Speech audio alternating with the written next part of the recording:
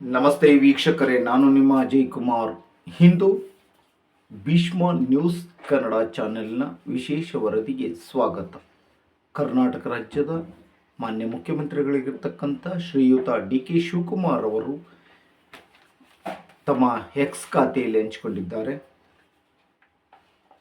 ಬಸವ ಕಲ್ಯಾಣ ಬಸವ ಮಹಾಮನೆಯಲ್ಲಿ ಈ ರೀತಿ ಹೇಳಿಕೆಗಳನ್ನು ನೀಡಿದ್ದಾರೆ.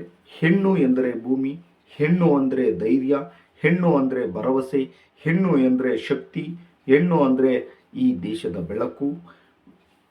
ಮಹಿಳೆಯರು ಶಕ್ತಿ ಪ್ರದರ್ಶನ ಮತ್ತು ಆತ್ಮರಕ್ಷಣೆಯ ಕಾರ್ಯಕ್ರಮದಲ್ಲಿ ಭಾಗವಹಿಸಿ ಮಹಿಳಾ ಸಿಬ್ಬಂದಿಯನ್ನು ಆತ್ಮರಕ್ಷಣೆಯ ಸಾಹಸ, ಕರಾಟೆ, ಲಾಠಿ ಪ್ರಹಾರ, ಕೌಶಲ್ಯ ಪ್ರದರ್ಶನ ವೀಕ್ಷಿಸಿ ಮಾತನಾಡಿದ ಡಿ.ಕೆ. ಶಿವಕುಮಾರ್ ಅವರು, ಹೆಣ್ಣು ಪ್ರತಿದಿನ ಪ್ರತಿ ಕುಟುಂಬದ ಬೆಳಕಾಗುತ್ತಿದೆ.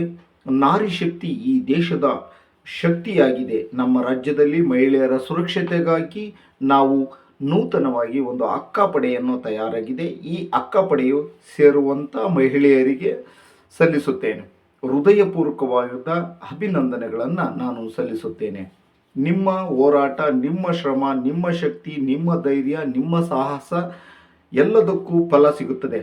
ನಮ್ಮ ರಾಜ್ಯದಲ್ಲಿ ಸುಮಾರು 10,000 ಅಕ್ಕಪಡೆಗಳನ್ನು ಸ್ಥಾಪಿಸಲು ನಮ್ಮ ಸರ್ಕಾರ ಆದೇಶವನ್ನು ಹೊರಡಿಸಿದೆ. ನಿಮ್ಮಲ್ಲಿ ಇರುವಂಥ ಸಾಹಸ ಹಾಗೂ ಕೌಶಲ್ಯವನ್ನು ಹೊರತೆಗೆಯಲು ಅಕ್ಕಪಡೆ ಅನುಕೂಲವಾಗಲಿದೆ.